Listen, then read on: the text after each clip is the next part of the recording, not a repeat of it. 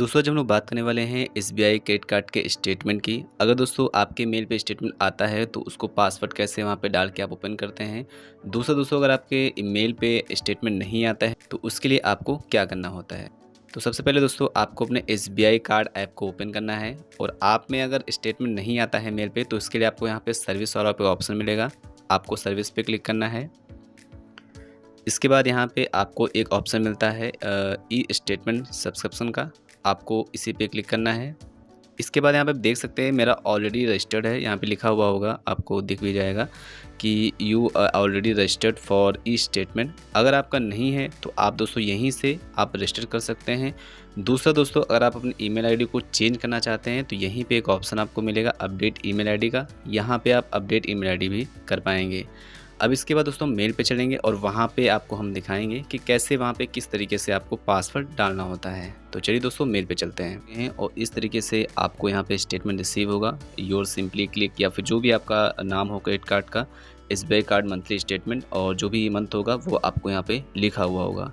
ये दोस्तों स्टेटमेंट तब आता है जब आपका बिल जनरेट हो जाएगा, उसके 1 से 2 दिन के अंदर आपका जो स्टेटमेंट है वो आपके मेल पे आ जाएगा। अब दोस्तों स्टेटमेंट क्यों ज़रूरी होता है, क्योंकि दोस्तों वहाँ पे जब आप ऐप में देखते हैं या फिर आप बिल पे करने जाते हैं तो वहाँ पे आपको टोटल अमाउंट दिखा देगा। जो भी अमाउंट होगा वो आपको टोटल दिखा देगा। लेकिन कई बार होता है कि हमारी कई सारी ईएमआई चलती हैं तो वहाँ पे हमको समझ में नहीं आता कि भाई इस अमाउंट में कौन कौन सी ईएमआई का अमाउंट आया है। तो इन सबको देखने के लिए दोस्तों आपको स्टेटमेंट का यूज़ करना चाहिए। वहाँ पे आपको सारी चीज़ें डिटेल्स में लिखी होती हैं कि भाई इतनी ईएमआई आपकी चल रही हैं, इतने महीने के लिए चल रही हैं, कब समाप्त होंगे, सब कुछ उसमें डिटेल्स होती है। तो इसलिए मेरा रिकमेंड यही है कि आप लोग एक बार स्टेटमेंट को भी चेक कर सकते हैं, क्योंकि पता तो होता ही है वैसे, लेकिन एक बार स्टेटमेंट चेक कर लेंगे तो कंफर्म हो जाता है कि कौन सी हमारी ईएमआई चल रही है, किसका पैसा कितने दिन तक चलना है। ठीक है। अब वैसे दोस्तों यहाँ पे आपका ड्यू डेट लिखा होगा, जैसे कि आप देख सकते हैं मेरा ड्यू डेट यहाँ पे लिखा हुआ होगा, तो ये आपको भी दोस्तों लिखा हुआ होगा। अगर आप ड्यू डेट देखना चाहते हैं तो वो सिंपली यहाँ पे देख सकते हैं और आप जो एसबीआई कार्ड है वहाँ भी आपको ड्यू डेट डायरेक्टली दिखा देगा। लेकिन हमको डिटेल्स में देखना है तो उसके लिए यहाँ पे और नीचे आएंगे तो यहाँ पे दोस्तों एक पीडीएफ फाइल यहाँ पे अटैच्ड है। तो इस पीडीएफ फाइल को ओपन करने के लिए आपको यहाँ पे एक पासवर्ड पूछेगा। दोस्तों पासवर्ड प्रोटेक्टेड फाइल है। तो पासवर्ड कैसे बनाना है इसके लिए दोस्तों यहाँ पे एग्जाम्पल दिया गया है, मैं आपको थोड़ा सा दिखा दे रहा हूँ। अब दोस्तों यहाँ पे जो पासवर्ड का फॉर्मेट है वो आपको एग्जाम के लिए यहाँ पे दिया गया है कि कैसे डालना है। आप जब भी मेल ओपन करेंगे तो इस ऑप्शन में आएंगे तो ये दोस्तों आप पढ़ सकते हैं। ठीक है, फिलहाल मैं अपने हिसाब से बता दे रहा हूँ आपको।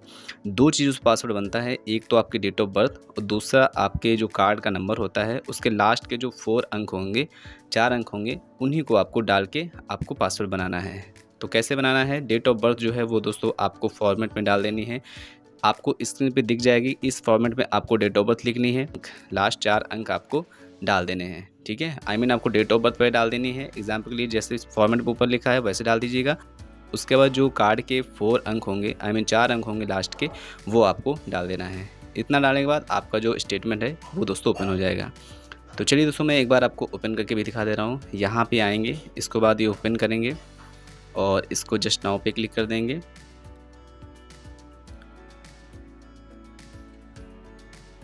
अब यहाँ पे देख सकते हैं यहाँ पे पासवर्ड मांग रहा है, तो मैं पासवर्ड वैसे ही बनाऊंगा, अपनी पूरी डेट ऑफ बर्थ डाल दूंगा। बीच में दोस्तों कोई भी निशान, कोई भी सिंबल आपको नहीं बनाना है।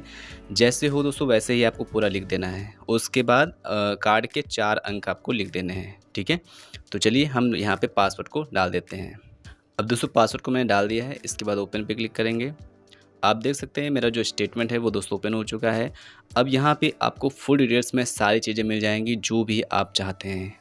जो भी आपका ड्यू डेट आया है उसमें कौन कौन से अमाउंट हैं, क्या क्या है, वो सारी डिटेल्स को आप यहाँ पे चेक कर पाएंगे। जितने भी आपने ट्रांजेक्शन किए हैं, जितना भी स्पेंड किया है, वो सारी डिटेल्स को आप यहाँ पे देख पाएंगे। टैक्स वैक्स वाला जो भी इंटरेस्ट रेट है, जो भी इंटरेस्ट आपका लगा है, वो सब कुछ आपको यहाँ पे मिल जाएगा। आई होप दोस्तों आप समझ गए होंगे कि कैसे हम लोग स्टेटमेंट को ओपन कर सकते हैं और कैसे अगर स्टेटमेंट नहीं आता है आपके मेल पे तो कैसे हम उसको एक्टिव कर सकते हैं। फिर भी दोस्तों आपके मन में पासवर्ड को लेके, स्टेटमेंट को लेके कोई भी सवाल हो, कोई भी डाउट हो तो आप बेफिक्र होकर कमेंट बॉक्स में लिख सकते हैं और मैं आपके कमेंट का उत्तर जरूर दूंगा। थैंक्स फॉर वॉचिंग दोस्तों, बाय बाय।